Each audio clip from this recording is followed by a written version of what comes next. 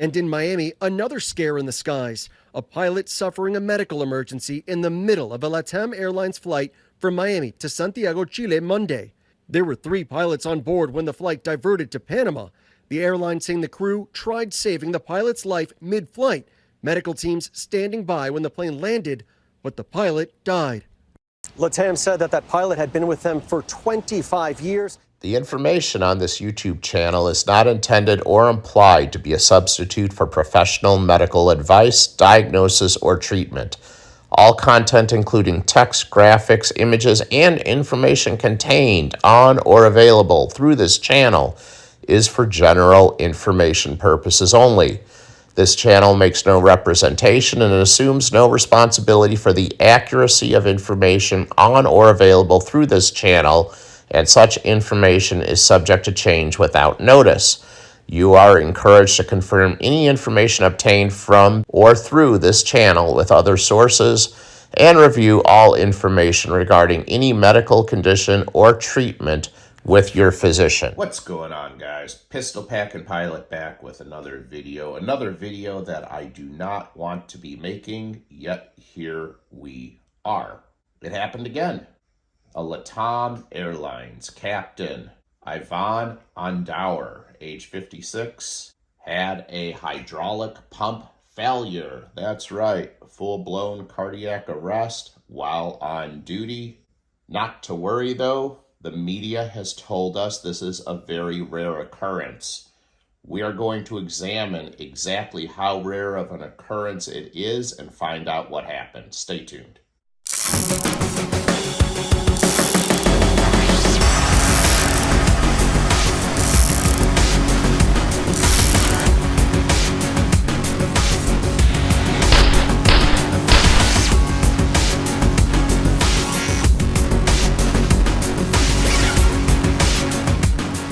All right, guys, I'm going to be referencing initially an article from the Daily Mail. It's dated August 16th, 2023. This incident happened on August 15th of 2023. Basically, it was a LATAM Boeing 787 that was operating scheduled service from Miami to Santiago, Chile.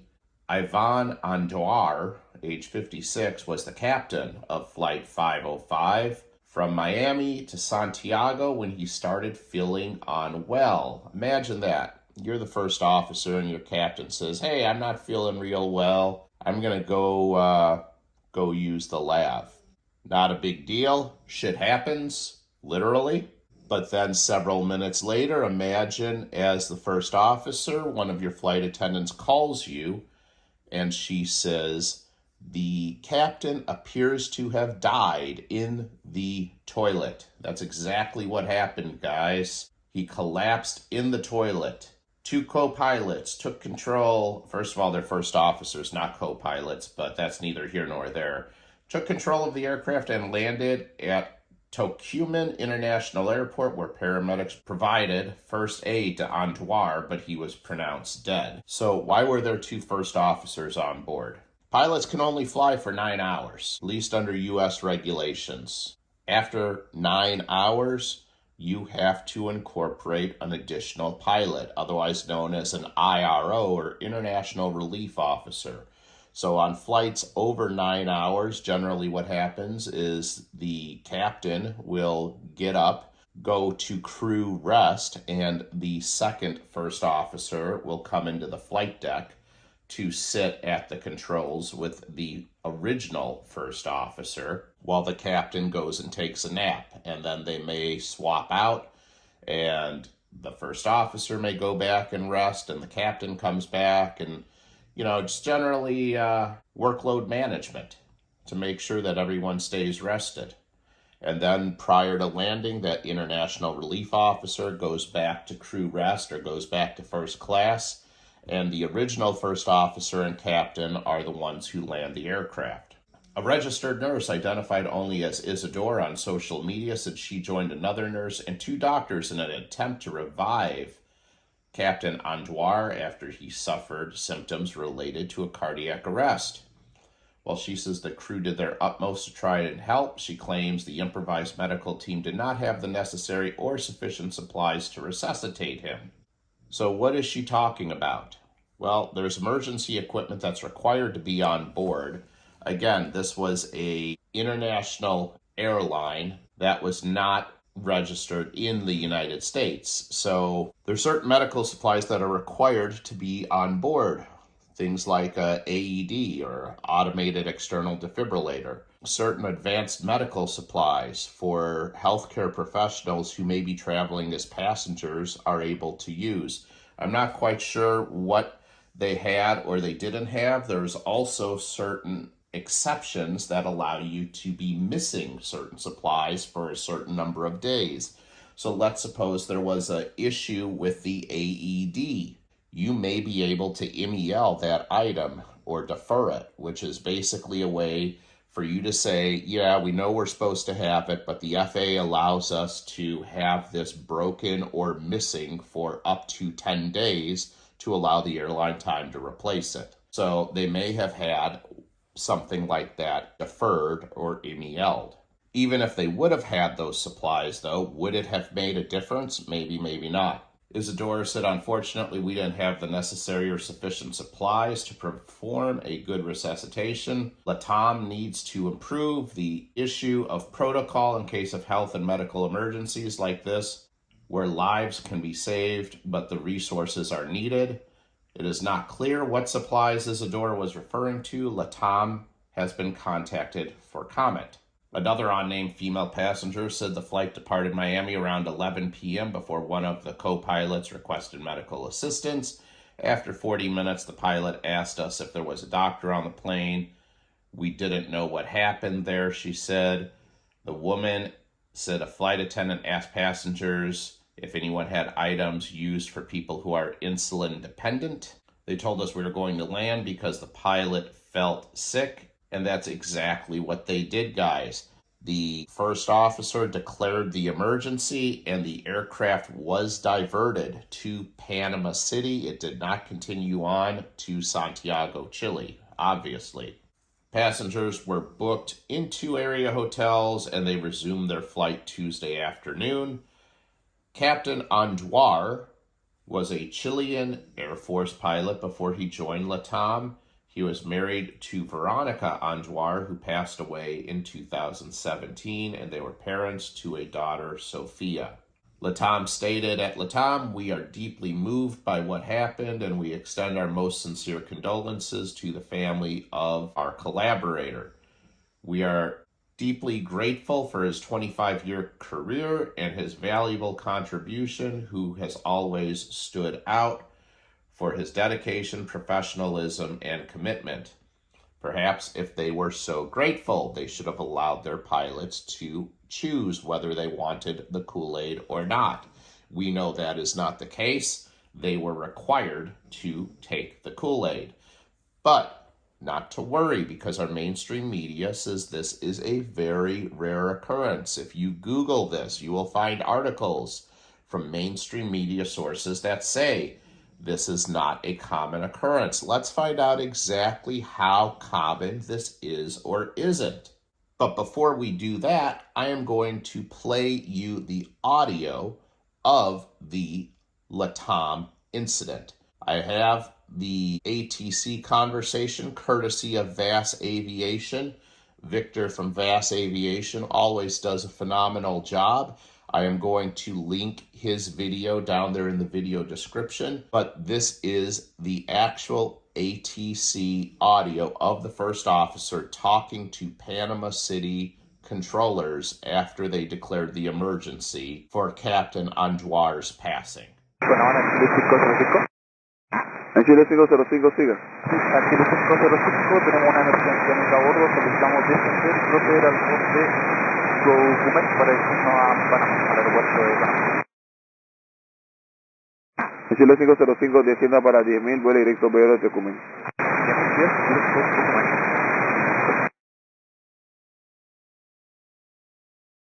En Chile 505, altímetro 1011-2985, espera aproximación BRDM, pista 03 izquierda. Con H1011, esperamos borde media pista 03 izquierda, Chile 505. Chile 505, posible me indica a la general del paciente para indicar a la torre para la asistencia. El pasajero tiene aproximadamente 55 años y, según lo que indican los médicos, tendría un ACV y un paro cardiorrespiratorio. Recibido.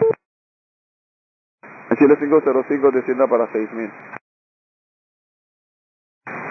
Para 6.000, la Chile 505. Panamá, la Chile 505.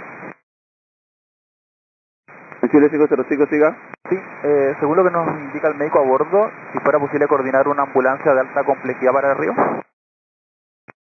Ok, lo coordinamos. Gracias. Chile 505, autorizado a borde media pista 3 izquierda. Autorizado a borde MEP 303 izquierda, la Chile 505. 505, el 501, mucha suerte en el aterrizaje, ojalá puedan seguir. Chao. Gracias, buen vuelo. En Chile 505, llama a la torre de Tocumen en 1 noche, decimal 1, buenas noches. 18, bueno, gracias por su uso, ayuda, stop. Tucumán Torre, muy buenas noches, la Chile 505, próximo stop para borde media pista 03 izquierda. Gran Chile 505 Tocumen, buenas noches, pone H1012, viento calmo, pista 03 izquierda, está autorizado a aterrizar. 1012, autorizado a aterrizar 03 izquierda, la Chile 505. All right, guys, obviously that's hard to listen to. How often does shit like this happen?